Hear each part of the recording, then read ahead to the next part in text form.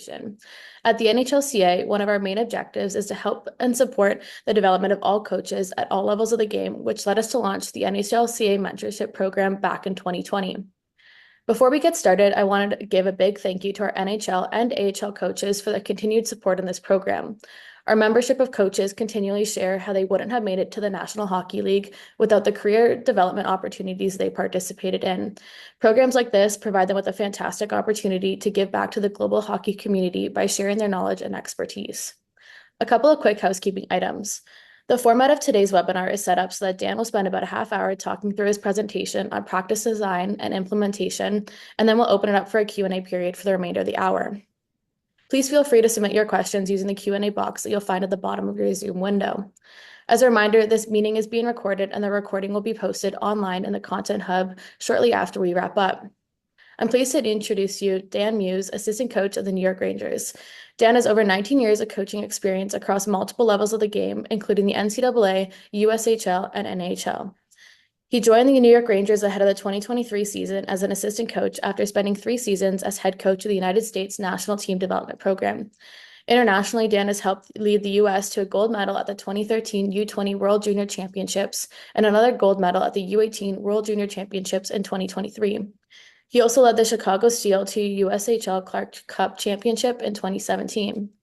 Dan, thank you so much for taking the time today to join us, and I'll turn it over to you. Thanks, Hannah. It's a real honor to be asked to do something like this. Having coached at a number of different levels, the NHLCA has been great. Just going to different events when I was working in college hockey and junior hockey, and so now to be asked to be able to present is a huge honor. For the presentation today, we're going to be talking about practice and just giving you some thoughts. I think before we get into it, just to, I guess, give a little bit different viewpoint in terms of kind of where I've come from and different places that I've been.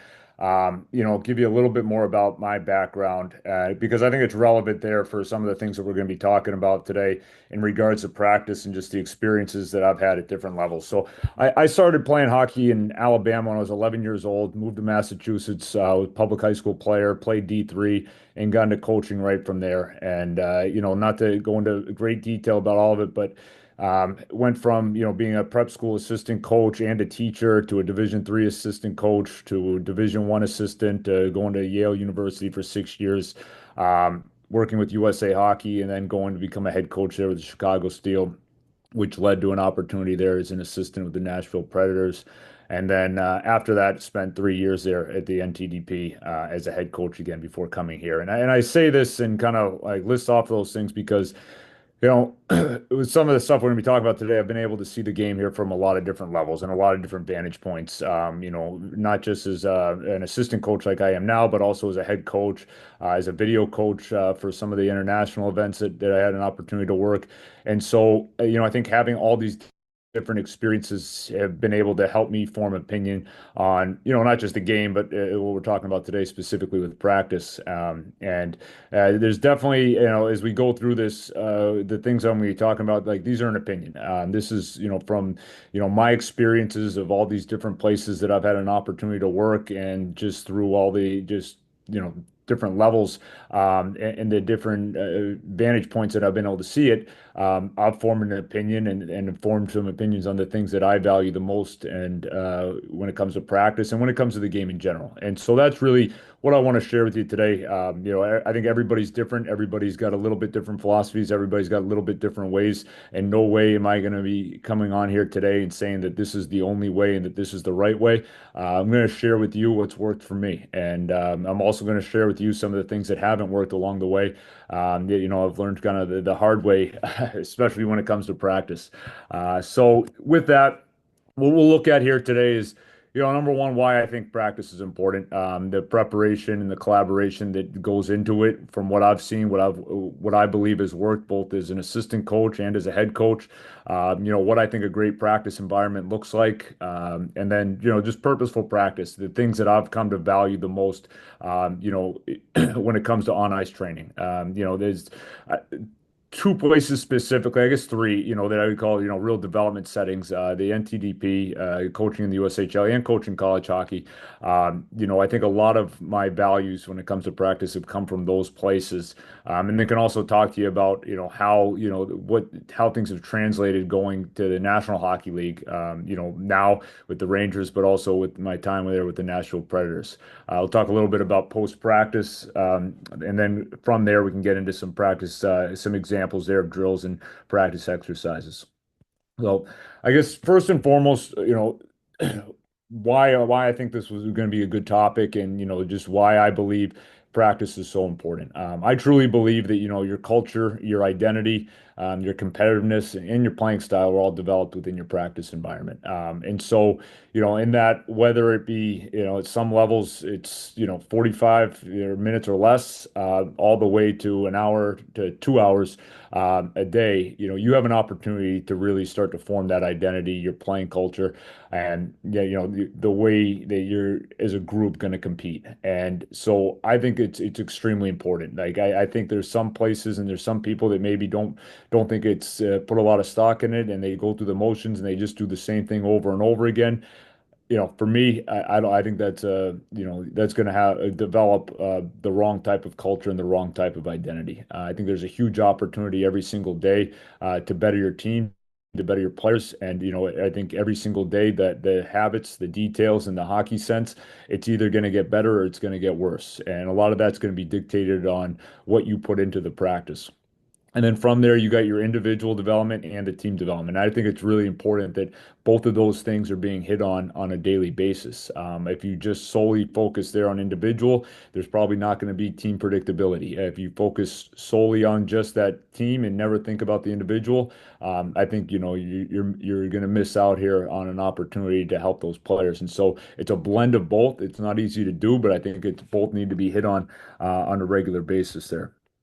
And so going into just the preparation piece, and again, this is what's worked for me. I don't know if it worked for everybody. I think number one, you got to go in there those big picture goals, vision in mind, and so that big picture is, you're working to create that identity. You're working, to make sure that your culture and the way that you do things, your competitiveness is growing within the practice and within that practice environment. And then at the same time, you got to take that short-term goals, throughout the season. Those are going to change from day to day, from week to week, in terms of, what you need to focus in on. I think that over the course of the year, things are constantly coming up that you feel like you need to address and that you need to make sure that you're getting better. Maybe it is something that's just been a trend in the last couple of weeks.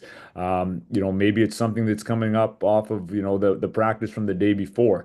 And so both of those things need to be looked at. And, I think you always want to have a plan that you go in, but you also want to be in a position where you're going to adjust as you go through the year. And so, I think there's some people that go, they'll plan out the whole, not necessarily day by day the whole season, but they have a little bit of an outline there for what they want to accomplish, how things are going to flow over the course of the year.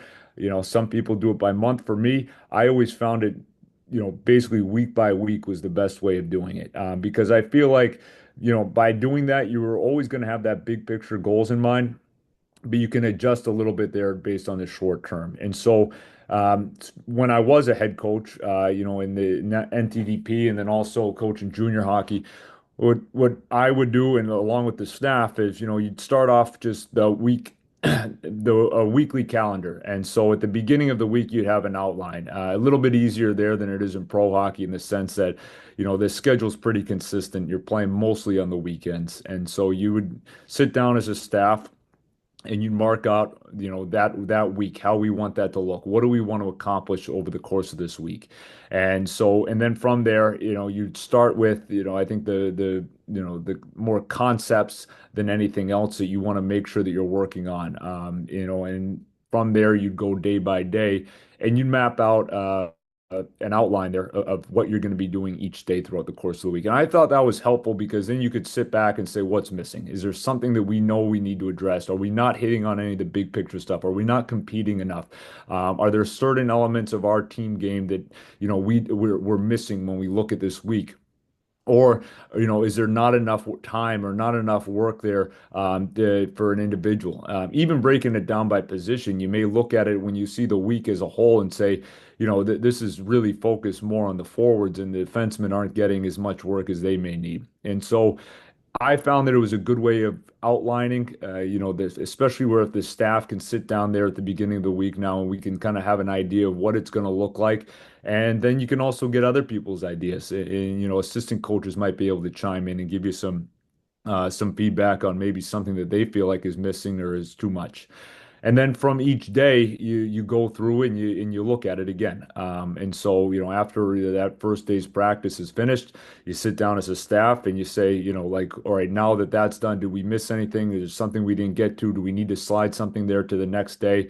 Or, based on how that day went, do we want to make any changes? And so having that weekly outline, I felt like that was really beneficial. And that's something we started doing when I was coaching in Chicago in the USHL, and we did it the national program. And like I said, I think when you're working in a setting here where it's pretty consistent game schedule, mostly on the weekends, it's something that's doable, and I feel like it's something that helps that week flow. And then the morning of, you sit down again as a staff, and I fully recognize that not everybody's in a position and some to be able to do that. Sometimes people are coming in off of work at some levels there, and it's don't have that type of time. But prior to practice, going through it one more time and just finalizing everything, and then from there, you're going to be able to, go through with everybody and make sure everybody has an understanding of what the roles and what the assignments are going to be. And then from there, you go into, as you're planning this out, for me, it's always what's the focus? And, is the focus the next game? Is it the next opponent? Is the focus development, or is the focus continuing to build that identity? And sometimes I've found, and I've definitely made this, mistake, especially early on,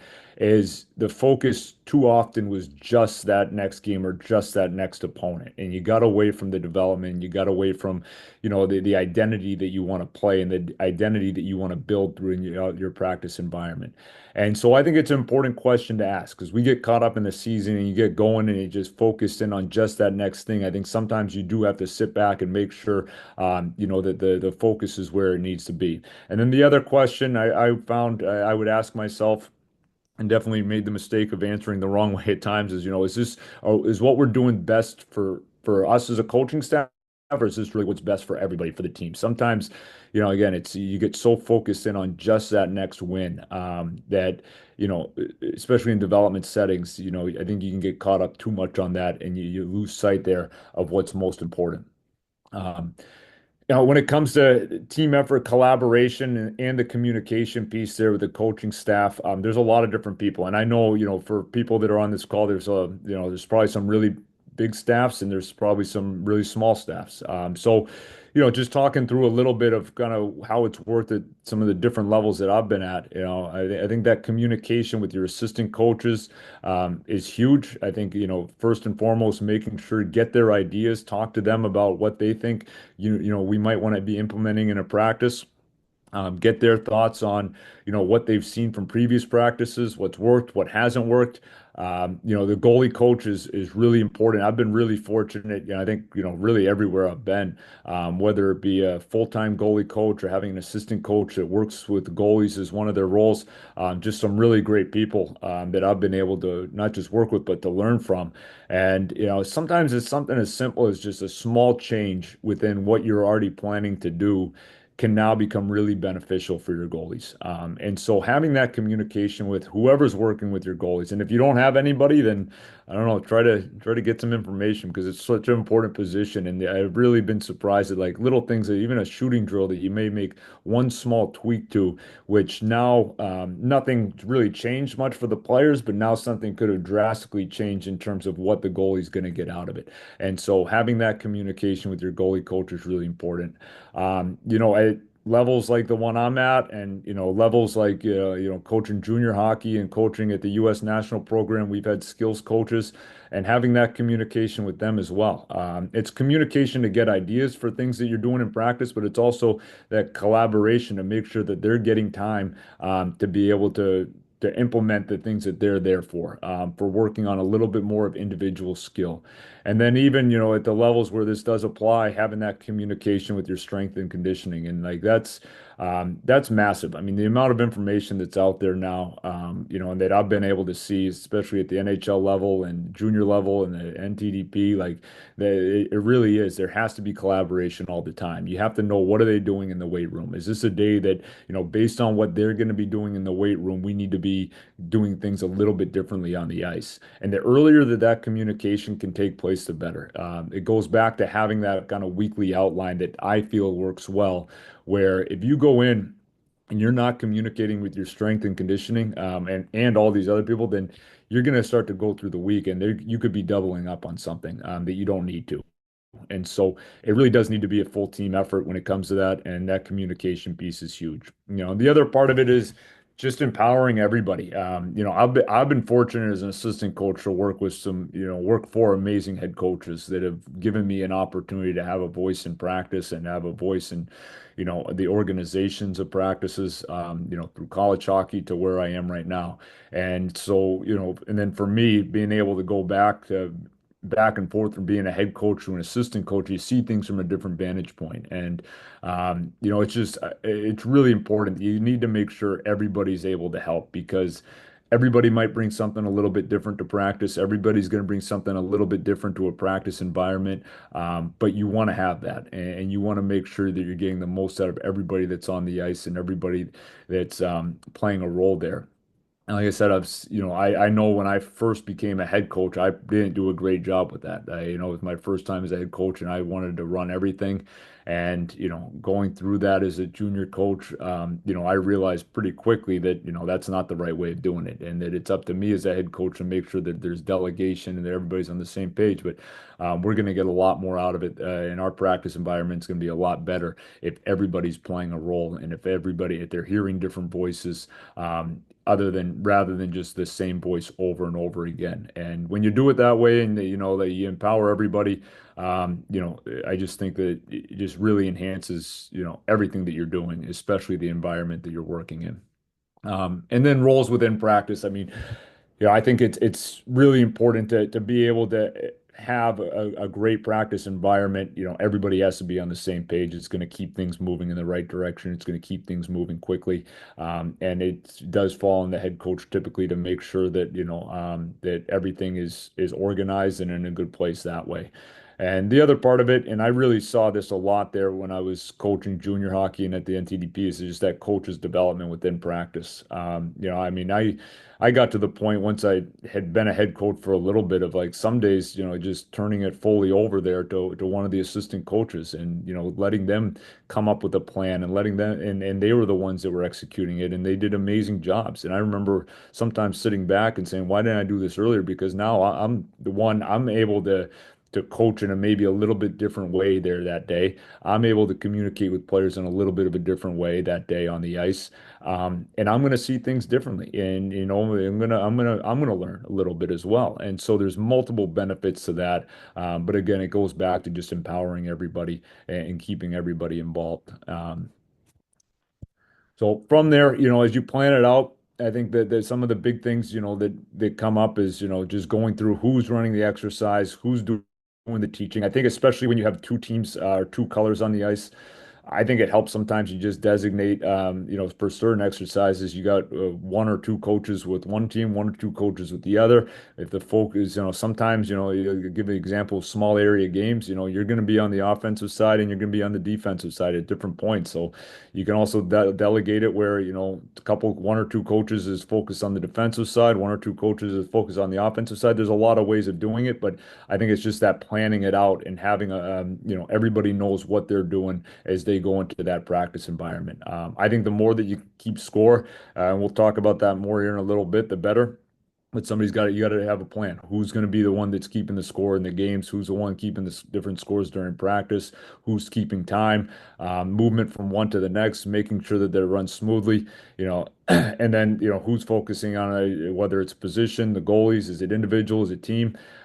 You might not on a daily basis check all those boxes, but the thing I guess I bring this up for is because you want to make sure that there is a plan, and you want to make sure that everybody knows what they're doing here, as soon as that practice starts.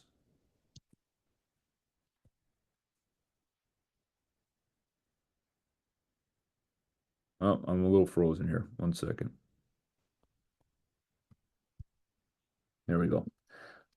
Um, and then, I think when on that note, it's what's most important. Is it running the drill? Is it blowing the whistle? Is it the person that's going to have an opportunity to be pulling players aside and really teaching? Is it the person that's, barking and motivating throughout the course of practice?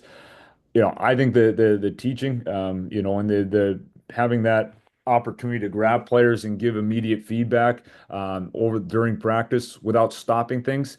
I think that's probably the most important role. I think that ends up being it. I think it's spreading it out where, some different people are running different drills or different exercises at different times is also important. Making sure that there's energy and there is talk, and that it does get loud out there. I think that that's important as well. And what I value is going to be different than what other coaches value. But I think it's also sometimes, and I've done it myself, is that, you feel like as the head coach, you need to be the one that's running everything. And I don't think that's necessarily the case. I don't think that you're getting the most out of it. I think mixing it up, but I also think making sure that, like you do, especially as a head coach, I love the opportunity to be able to just pull guys aside and be able to talk to them and be able to give that immediate feedback, which is just, really important there during practice. Um, and then that leads into kind of where does the teaching place take place? I'm a big believer on, the pre-practice meeting and post-practice is where a lot of that teaching does take place. There's going to be teaching on the ice, but I'm talking more of that, you know, stopping and talking to the entire group. I really saw it there. I was working at the U.S. NTDP of how important it is to keep things moving over the course of practice. We were able to look at different numbers there to see what that intensity looked like in practice. And when you're stopping and going to the board a lot, you lose a lot of your intensity. And so the more you can go over things prior, the more that you can, in one way, shape, or form, let them know the why you're doing something, what the purpose is, the better. And then that's going to allow, once practice starts, you're maximizing the time that you have on the ice. And then from there, that post practice, you can grab players. The next day there may be, a review of it. You can bring things up there. But in whatever that time allotment is that you're on the ice for practice, making sure that things are moving and that you're maximizing the time that you do have.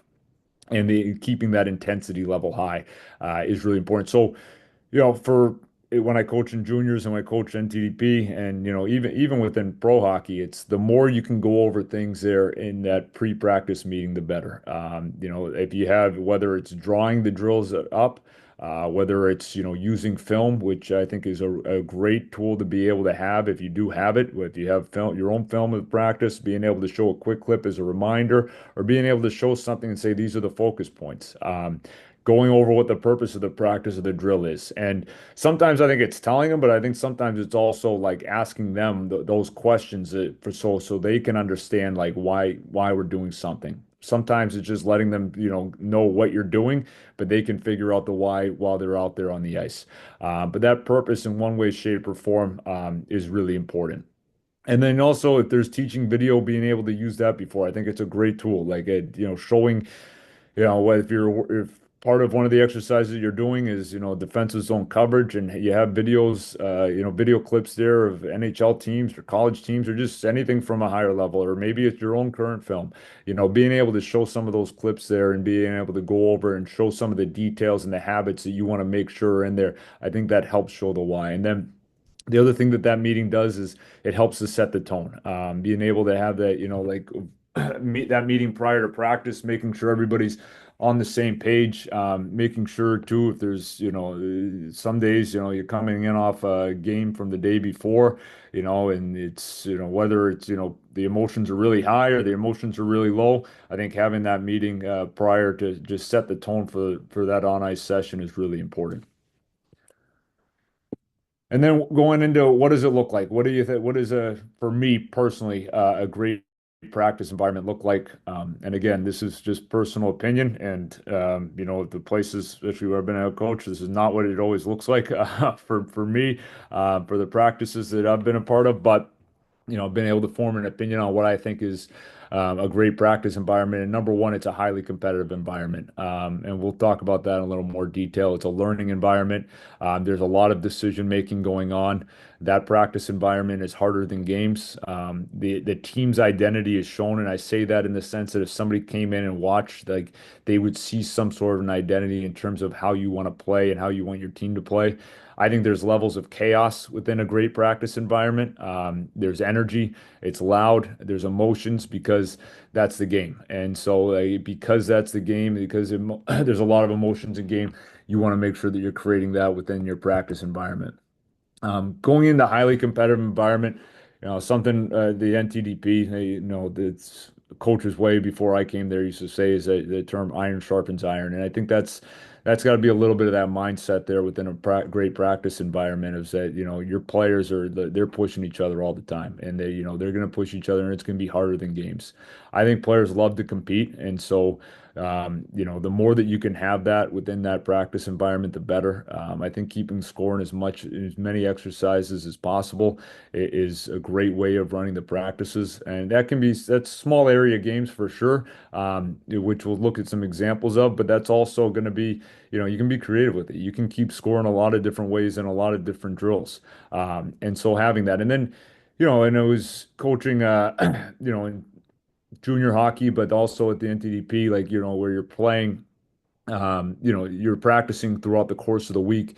You can make it really competitive just by keeping track of from day to day. If you have two teams, that are going to be staying the same or two colors within practice, that are staying the same throughout the entire week, keep track the whole week and you can post it and you can put something on the line for that last day. You can make up awards, prizes, whatever it might be. I remember even going back to when I was at Yale, I remember, the late Red Gendron was the associated coach there, and he came up with this idea to keep track of goal scorers in practice, and it was awesome. And so he had a couple of different prizes there for the winners, but over the course of the week, he was keeping track of all the goal scorers, and it was something that just enhanced that practice environment, but it also made it a focus, and so you can be really creative with it.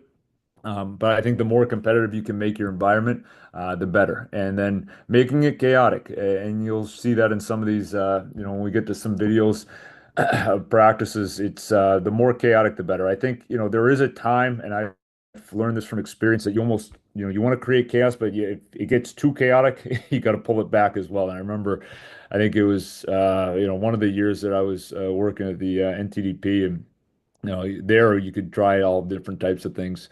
I remember turning to one of my assistants and saying, I went too far here on this one. It was just, just total chaos, and they weren't getting as much out of it. So then you got to pull it back, and you're still working on similar concepts, but I think you always got to be in a position here where you're ready to adjust. And then in addition to making it competitive, also make it enjoyable. I think small wrinkles all the time just to keep it fresh, and make the boring fun. There's different ways of doing that. If you're doing sprints at the end of practice, like, they can be mindless sprints, or you can make them do it in a way here, where maybe it is a little bit more competitive, team against team, instead of just, sprints to the lines, it's, breakaways with chase, whatever it might be. But making it enjoyable whenever you can. And then find the ones that they love. Like find the exercises and the drills that they really that get excited about. I feel like every team that I've coached has been, always one small area game, for example, that group just latched onto, and it was never the same. And so in some of them, I'd be like, I have no idea why they actually like this, but they do. And so, if you have that communication with your players, find the drills that they really love, and then maybe those are the ones that you're doing at the end of practice on the last practice day before the games, and just making sure that that it's always unique and it's always enjoyable. And by unique, I think there's a lot of different ways of doing the same thing. Showing a couple of examples here of some drills.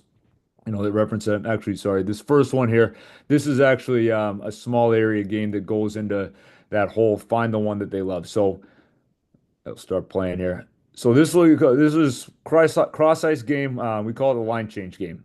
So the game was played from the blue line in, and it was real simple. It was just 3-on-3 cross ice, and the players have to change on their own. And so, you throw the puck in. If the puck comes out over the blue line here, then you would spot another one. Players are only playing blue line in though, and it's simple. You got to cross the line till the next player goes. So I think it was one of the years that I was at the NTDP, like the players loved this game. Like it ended up being one of their favorites. And I had no idea why, because, there's a little bit of like, you got to skate to get off the ice, and there's a purpose to it. You got to change at the right time. But the reason was, like we had played it as the last game before a road trip where the winner of that game got to pick their seats on the sleeper bus going to Shreveport, Louisiana, which was like going to be like a 24-hour bus ride. And so they just remembered that, like how competitive it got just because of the day that it was on and for no other reason. And I would have had no idea that that was, one of their favorites. And so, just having that communication and finding the ones they really like and then putting them in at the right time during the week, it can go a long way. And then keeping things fresh, just changing it up, showing the small area game done three different ways. So this is an angle game that we did, and I think I feel like I've done every place I've been, but relatively simple, 2-on-2, really good at way of just working on angles, and not just on the puck, but also angles away from the puck. Puck has to puck always starts behind the net. Two players get it, and then you can have the players start here, or you can put them in different places. But the focus of the game is that initial angle that you have to have on the puck and away from the puck. And so, you do it this way, which, probably a relatively simple way of doing it. You can see that. And then, over the course of the year, though, you change it up. This is done now. The lines are a little bit different. The setting's a little bit different. And so now it's got a little bit of a fresher feel to being able to accomplish the same thing in terms of working on those angles. And then here's a third way. Now the nets, are set a little bit differently. We played it 3-on-3 this way. And there was other elements of play here within this exercise, but again, the starting point was the same, working on those angles. So just changing things up a little bit that way. Uh, and then when it comes to practice, for me, some things that I think are really important, especially, you say development-oriented practice. I mean, I'm at the point where I really believe every league there's is a development league. Like, even in the NHL, we're working to develop all the time. We want to get better. We have players that are, older players, we have younger players. We want to make sure that everybody's getting an opportunity to get better. And so within practice, even here's a little bit different because you are playing so many games, but especially in junior hockey, college hockey, habit and concepts over systems, read and react over predetermined drills. Like those are huge for me. Focus on the ability to read and react to those varying situations in space. Huge emphasis on support and away and play away from the puck, and then again talking about that high compete, high intensity. I think that developing awareness. I think there's little things that you can do within, practice that will make them have work on that habit of scanning and, having that awareness on the ice. I think there's a lot of predetermined drills that are out there where, it's essentially paint by numbers. You're telling players exactly where to go. And, I don't know, if that's necessarily the right way of doing things. I think there's a pert time for that, early in practice, warming up goalies, running routes, building some predictability, within your offensive play. And I understand that, but I think little adjustments can be in there to force players there to have to be looking around and have to be, scanning the ice and in turn having awareness. There's some great research, in football in regards to scanning and, they just scan rates in football and I'm sorry, in soccer and like how much that makes a difference in terms of, player success rate in their game. Hockey's obviously a little bit different. It's a faster game. It's a more chaotic game. But I think a lot of those same rules apply. And so as you're planning out your practices, just going through and trying to see are there opportunities to maybe make some small adjustments, even in those more predetermined drills, to make it where the players are having to look around and have some awareness. And so just, a couple of examples here, in terms of what I'm talking about there. So small area games are easy. There's constant awareness going on all the time. You'll see it right here. The player that's highlighted here, just that constant looking, constant scanning, constant awareness within practice. So a lot of the small area games, I feel like it's almost like it should be built in because it's a game-like situation. I think for those, it's more of just making sure the player is is aware, is looking, is scanning the ice here. And, and if there are breakdowns or things don't go right, maybe that's one of the questions it's asked is, did you have a good idea there of your environment before that happened? But even within shooting drills, or more kind of predetermined drills, I feel like, by putting coaches in place and you changes the environment a little bit where now they are going to have to scan and there is going to be some more awareness at play. And so showing this example, this is a pretty basic shooting drill. The focus is on puck touches and honestly shots to the goalies.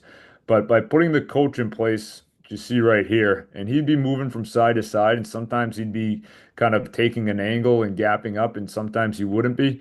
But you can see here now the player has to look, and now there has to be some awareness. And so because of that, just that one small thing, that one small change, now you're also, within an exercise that was totally predetermined, you're now in a situation where you have to have some awareness and you're building the proper habits that you want to have. From there, the players, one of the lessons I really learned there at the US NTDP was, you know, players can solve problems. If you put them in game situations, they're gonna be, eventually able to solve it. And so, I think the more game situations you can put them in, the better, because that's, that's where sense is going to be developed.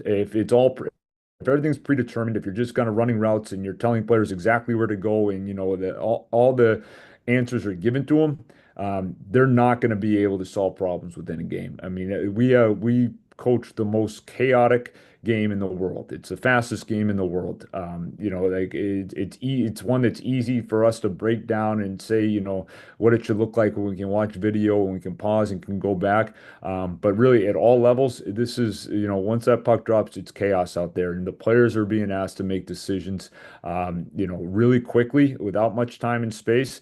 And the more we can put them in that type of an environment and let them solve those problems in practice, the better that they're going to be in games. And so making it as game-like as possible and putting them in those situations where they're going to be able to develop that sense. And so just showing a couple of examples of exercises that I feel like relate to that. And this is where, I think building in just within your practices, again, as many game situations as possible, where on both sides of the puck, there's going to be decision making at play. And so this exercise here, this game that we played, you can see four players are going back to break out the puck, three players are forechecking. And so that's the starting point, and then they play from there. But you put them into that game situation where, there needs to be support. And this isn't a perfect example of, execution of this, but this is to give you the idea of, what I believe really works here in terms of, practice exercises that are going to get them thinking and get them in a game environment. So four players are breaking the puck out together. There needs to be support on the puck. There needs to be, we would talk about creating that triangle support on the puck, those options, reading the space. And then for those players that are in white, their focus point here is going to be that pressure, the stick detail, the taking away an option, the angling. And from there, they play. And so there's a starting point to this that puts them in an environment where they have to make some decisions. They have to solve that coming out of the corner or put the pressure in where they can recover the puck, and they play from there. Now, this was an example of, I can go back a little bit. So this is a 3-on-2 drill that we did, and we did it in a couple of different ways. And so what I'm showing you here is kind of what we got to with this. All the players are in the middle of the ice.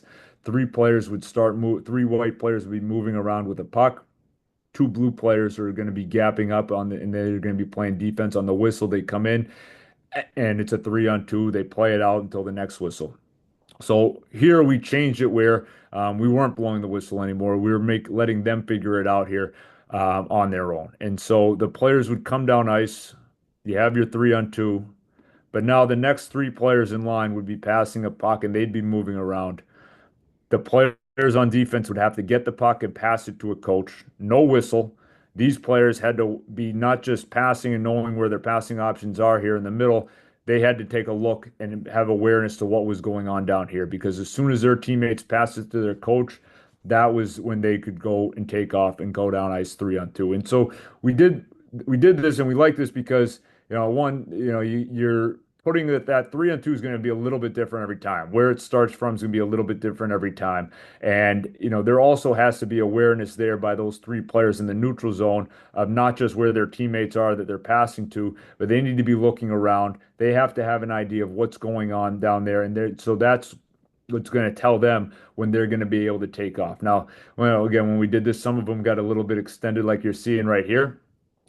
But that was fine. And because, if we're going to be working on the rush offense and rush defense, we wanted the starting point to be a little bit different every time. We didn't want it to always be the same because it's not always the same in the game. Sometimes it's not the center that's coming through the middle of the ice. Sometimes the center's on the wing. And so trying within that, within that particular drill, just trying to find some ways there that can we make it more game-like. And so, not that this was by any means a perfect drill, but it gives you an idea of kind of that thought process.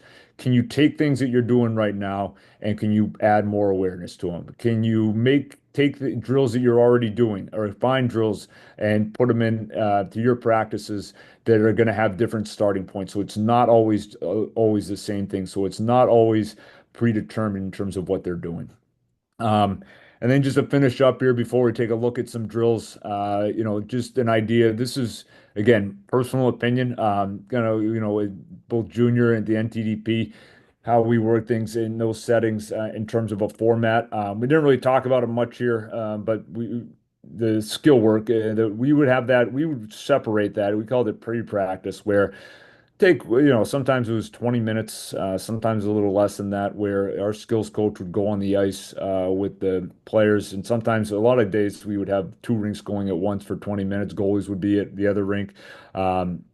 Or at one sheet there, and our skills coach would be with some players on the other sheet, and then we come together for practice. I understand a lot of people don't have the benefits of doing that, but you can also, I think, even just separating your skill work early on and goalie work early on, even if it's just for 10 minutes early in practice, and then saying, okay, now when practice starts, it's all about team and team concepts and reading and reacting and not that technical work, getting the technical work almost separately there from the team practice.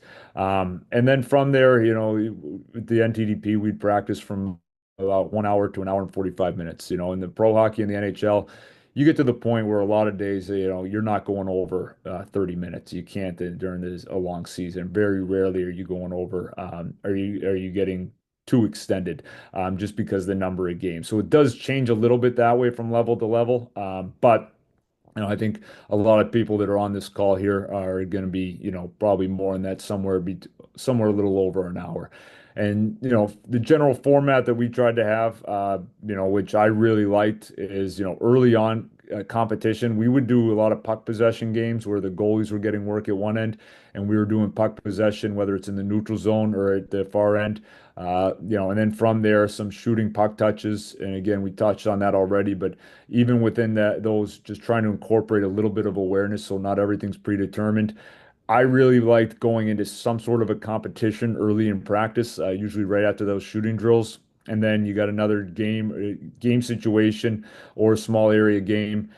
Typically towards the middle of practice, I always felt like, or somewhere in that front end, just getting some tempo, getting up and down the ice, getting speed. I think that's always felt like that enhances that practice, and I think the placement of it ends up being pretty important. Guys should still be the players should still be relatively fresh. And I found that was a good spot for it. And then from there, game situations, and then that game identity, or a game that has some sort of an identity element to it towards the end. So taking a look here, we'll go. I'm going to skip over this part here for sake of time, just so that we can look at a couple of drill examples here before we open it up for questions and answers. So, start with just some sorry. That's not it. Puck possession games. So really like these. Really found that this is a great way of starting practice, and a lot of there's a read and react element. There's a competitive element, and so try to get these in here early on. Some of it could be more like just skill based. So this was always 2-on-1, real simple. And again, all these, there's no goalies.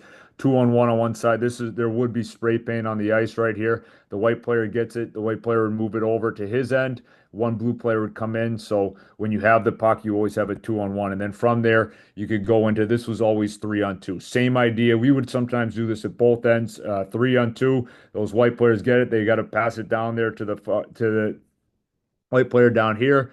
They have the 3-on-2 over here in this box. Two blue players come in there to defend. And so it just gets that triangle support, gets movement. You're working both the offensive side with puck support, puck movement, and defensive side there with stick detail.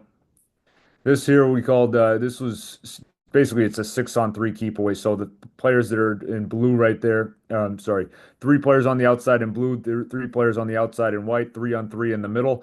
And you could change this from day to day in terms of how many passes you had to make to get a point. I forget the exact number that we would do. I think it was 7 or 8. But it's just constant puck movement, and you can put different rules in play there, like you can't pass it back to the same player. This was one, it's a 5-on-3 game that we really liked, and they use this at a lot of different levels, which is just real simple. It was 5-on-3 keep away, but the players with five can only one or two touch the puck, and then the players with three can do whatever they want. And so it would be 7 passes for the players with the numerical advantage, and then I think it was 4 passes there for the players with three. This was a game that was I stole from another coach there at the NTDP, but I think it's originally from it's a soccer game. So you could do this with even numbers or odd numbers, and the whole idea here it's 5-on-3. You got to make a pass into the circle and pass out of the circle to get a point. And so just a really good way, I feel, of just getting started. First exercise of the day there in practice. It gets guys engaged. There's competition, and there's a lot of I think there's a lot of good elements that can be at play in those. And then shooting exercises, we looked at a couple of these. Like I said, I think anytime you can find a way here to add some element of read and react. So these are pretty predetermined, straight routes, telling the players exactly where to go. Again, there's an important piece there for the goalies. They need to get their shots, but I think how you go about it, you can go about it in ways here. This is just another shooting drill that we would do where now you can see you put a coach in place, at least there's a read. Sometimes it's a read for the D who is moving the puck up within that shooting drill. Sometimes it's a read on the wall, but putting something in place where they just get used to having to scan the ice and have that awareness. I think anytime in those predetermined drills, those are good things to have. We talk about tempo drills. I think the one puck drills are awesome because there's tempo to them, but then there's also even though the starting point stays the same, the elements are going to change, the situations are going to change. It does become more game-like, and so you talk about having that speed, especially kind of in the somewhere in that front end, middle of practice. I think these one puck exercises are great. Here you can see the just a 3-on-2 one puck. So now that you got to find that next pass there after you recover the puck, there's a transition element that's there as well. So this is a 2-on-2 one puck. And here, this one, we would add that next step of it. Just the play doesn't just end there after the defense players get it. We would put it in where the players, after you go in on the rush on 2-on-2, you can track all the way there to the blue line. And maybe you put in some sort of a rule where you get a point if you strip a puck. If you want that to be your focus point, adding in elements like that. I'll skip over a couple of these. And then, game situations where, you're piecing things together. And kind of, so those game situations I put into two parts, and I'll show you just a couple examples of each. Like you could break it down a little bit where the starting point's always the same or there's an element, or you can also have it where there's a starting point, but it becomes 5-on-5 and you let them play.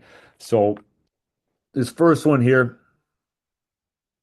all right. This was where we're focused in on just breakout support. And so pretty simple starting point. They're playing just stay 3-on-1 with a coach putting pressure on the puck. And then both ends, we chip a puck in and they have to break out. And so now there becomes a race. It's who's going to break out, make the read. The coach would try to take away an option. And so now you're just working on that breakout support. I think this was early, so it wasn't hard pressure. It might have been just to get them an idea. But Whoever broke that puck out first and got to the red line, they would then get the puck. They'd be going down ice and they would start the 3-on-3 that was at the other end. And so you had that starting point here every time of just the focus being on breakout support. So, and then from there, here again, just breaking things down, breaking down those game elements where there's a read and react. In this situation here, I think we gave just working on that forecheck pressure. So 2D going back on it. The three forwards coming into pressure. They recover the puck. They get to attack and stay 3-on-2. Had the breakout players got the puck to the coach, if they'd been able to break out successfully, then they would get the third player and they would get numbers here for a quick play there at the net. And so just getting them again, both sides of it, but a starting point there on what you want to be working on. And then game situations kind of more as a whole. So just a couple examples here. This was a D zone coverage drill that we would do where the starting point every single time was coming in, arriving into the D zone. And there could be a stop, and you could be communicating and going over some of the details that you want to have here on those arrivals. But from there, you're letting them play, and letting them play is very similar right here. Seeing a game situation where the offensive players get first touch. You'd put a rule in place. They'd have to maybe either go make one pass behind, which allowed these players to come in, funnel, stop, and then now you're playing from there. And so the starting point would be there. You'd be able to work on what that focus point is, whether it's an offensive side of the puck or the defensive side, but then letting them play. And I think that that's important. There is that that continuation of play that you allow within those practices. So a little tight for time here. I'll just go through real quick, just a kind of a broad overview in regards to small area games and what I've found works and some of the ones that I've really liked. Early in practice, we would do different small area games that would be probably set up at both ends of the ice. So example right here, a one-on-one, with outside support where you'd have to, once you get the puck, you got to pass it to one of your players on the outside to transition from defense to offense. Pretty, a competitive game, but it's all open ice. Or you can make it a little bit tighter, putting them in situations like one-on-ones out of the corner. Again, these would be ones that early in practice we would be trying to do. Even right here, when you do those one-on-ones, typically we bring them down to one end there, finish with 2-on-2. And then early in practice, some people might not consider these necessarily small area games, but we would keep scoring these. Competitive games where there's still a skill element or a habit element involved. So here we'd start one-on-one puck battle at the dot, and this would be going on at both ends. And then a second puck would be rimmed behind, which you'll see in a second, and then that would create the 2-on-2. So those two original players now have to react to it, either quickly support the puck or quickly get on the defensive side. And so having some of those types of competitive games early on, and then even numbered games or even number with support, and just seeing a mix here. This would be a 2-on-2 in the neutral zone where you can pass the players in your color there on the outside. Something that typically we were doing this towards the middle of practice, or this would be one that we would do at the end of practice. This would has a similar feel, but now it's a little bit different, where you got 2-on-2, but now all your support options there are on the goal line on the side that you're looking to attack. Spatial awareness games, you see 3-on-3, where you have to transition with the players that are on the outside and then just finding holes. I think it's a game that, you can do this with two nets here. We're doing it with three. And then this game was 2-on-2 where, the only way that you could score was a screen, a tip, or a rebound. And so remember getting this from one of the guys I worked with at Yale University, and we used to do it there all the time. But it's great if you want to work on your net front offense, net front defense, putting into a small area game like that. And then a game like this where it's just tight area and it's competitive, that's what I mean by, building your identity within your practice. If it's all just, odd number of games, it's just all skill, there's a place for that. But I think, if you want to have a competitive team, you got to have competitive practices. And, seeing some of those small area games, I think especially at the end when you're finishing up a hard day's work on the ice there and you're finishing with a really competitive game, especially if you have a group there that's really bought into that style of play, it's a great way to finish things off. And then there's also games there where the numbers aren't going to be even. Seeing this was a neutral zone game here where, it's a 4-on-2 advantage. You have the option of passing to those players that are on the outside. They're trying to find seams. And so now, you're really working on creating high danger offense. But at the same time, you're working on, making sure taking away on the defensive side, great stick detail because you're at the disadvantage. And then some of these just races within the games too, like, two examples right here. This was a 2-on-1. There's a line going right through the middle. Coach passes the puck at the same time. You're going whoever scores first is going to get the point. And so, just having again that speed in those races.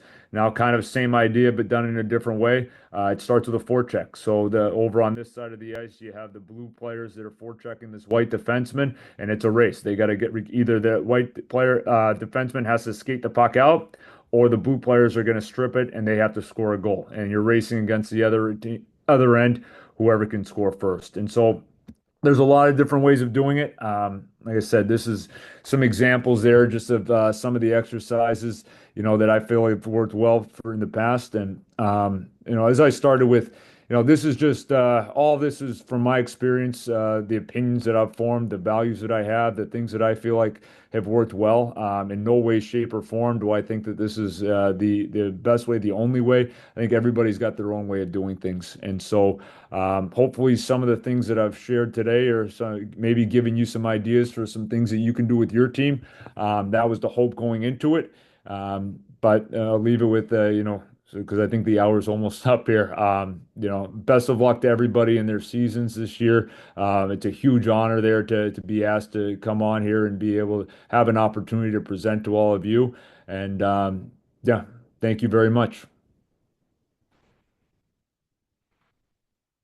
Perfect. I'll get a couple quick questions in if that's okay with you, and then we'll quickly sign off. So, we talked a lot about like actual practice, but one coach asked, "Well, how do you structure your pregame skate or morning skate?" Sorry, just close it up. You can still see me all right, right? Yep, you're all set. Um, how do we structure the pregame skate? It'll change a little bit from day to day. I mean, a lot of times for us, in the NHL, you're doing a lot of the same drills on pregame skates. It's about getting the players on. It's just a quick, you want to get them, they want to get some puck touches up and down the ice. So, typically you're going to get out there, you'll do, a shooting drill or two, maybe a little bit of work on special teams on some days. You're not on there long. And so, I think you want to keep things that the players are familiar with. And sometimes it's, we'll do pregame skates and they're optional and the numbers would change. And so we just have to adjust accordingly. Okay, next one. Do you involve your leadership group at all when you're planning your practice, or is it typically your coaching staff and others that you listed on that communication list? No, you're definitely talking with the players. I think it's a little bit different from level to level. I mean, I think it's you're not bringing them in for every practice by any means, but I think that there's definitely communication, especially once you get going with the season too. It's at higher levels for sure. I think you need to have that where you're just getting a little bit of feedback from them, and sometimes it's just small adjustments that you can make based on that feedback. Okay, another one, a quick one. What is a typical duration of a drill that you're working on, and how long is too long for a drill? Typical duration, it depends a little bit. I think, if you go through kind of some of those examples that we just looked at, if you're early in practice, I would say most of those exercises and drills are going to be, somewhere between 5 to 7 minutes. And then I think when you get into some of the, more game situation ones, I would say you're going 7 to 10 minutes. I can't think of doing a drill any longer than that. And very rarely do I think we're going, honestly, over 8 or 9 ever. Okay, what technology do you typically use to plan and implement your practices, if any? I mean, we record every single practice, so we'll go through the practice a lot of days, not all of it, but certain drills, and look at that. So we'll have film that we can use, and so we're looking at that. There's a sports science at this level. There's a sports science department as well, which you're getting a lot of information from. But I think you have that now at a lot. Not it's not just, pro hockey that has that. I think there's other levels that are using a lot of junior teams. I think are, becoming very advanced when it comes to, their use of, just sports science in general. And so that's where that collaboration piece becomes so important, and just having that communication there with that department. Okay, a couple last ones, quick ones. How many coaches on the ice is too many coaches? Um, I think a part of it depends on how, again, how things are organized. I think if you have coaches on the ice that don't have any kind of a role or responsibility, then that's too many. That has now gone into that too many. I think typically, on most days here, like we got, between, our head coach, associate coach, two assistant coaches, goalie coach, skills coach. It's here it works. I've never felt like it's too many, but I think if you had a couple more people out here, it quickly would. But again, I think it's all about like people that having roles and having, responsibilities and having that delegated prior to. Okay, one last one before say goodbye and thank you. But how often do you stick with a particular skill slash concept before you expect to see it adapted in the game? Oh, it's a good question. I mean, it takes a long time. You got to be patient. I think it depends a little bit about in terms of the age, the level. Things are going to vary a little bit, like, I mean, in the NHL, like you tell players things once and they pick it up really quick. But at other levels, it's not the case. And I think it depends too. Is it something that's really new? Is it something that's pretty relatively foreign for that player or for that age group that you're working with? I guess what all I would say is like be patient. Things take time, and I saw it at the junior level too. You'd hope it would click. You would hope it would click. Saying, maybe it wouldn't show up in games, but eventually it becomes instinctual. It becomes an instinctual habit or a more instinctual concept. Like it takes time, especially with the younger players. So I think if you have a plan and you believe in your plan, stay with it. And the players eventually, when they do get it, even though it might take a while, it'll be worth it. Perfect. And then last one before we say thank you, but typically our last question on these webinars is there anything, a piece of advice that you know now that you wish you knew at the beginning of your coaching career that you can share with us? Piece of advice that I know now, I wish I knew at the beginning.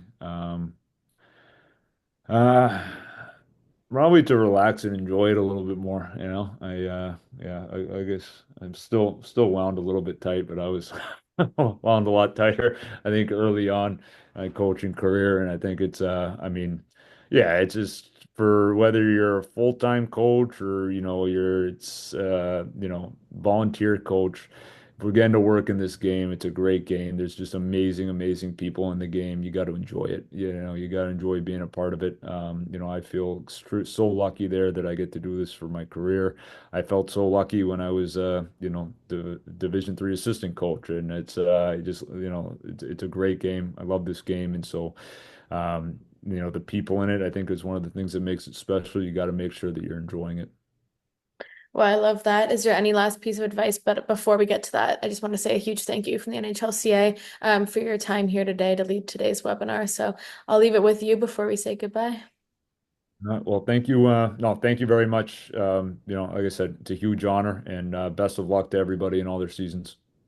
Perfect. Well, thank you so much, and I'll see everyone in a few weeks for our next webinar.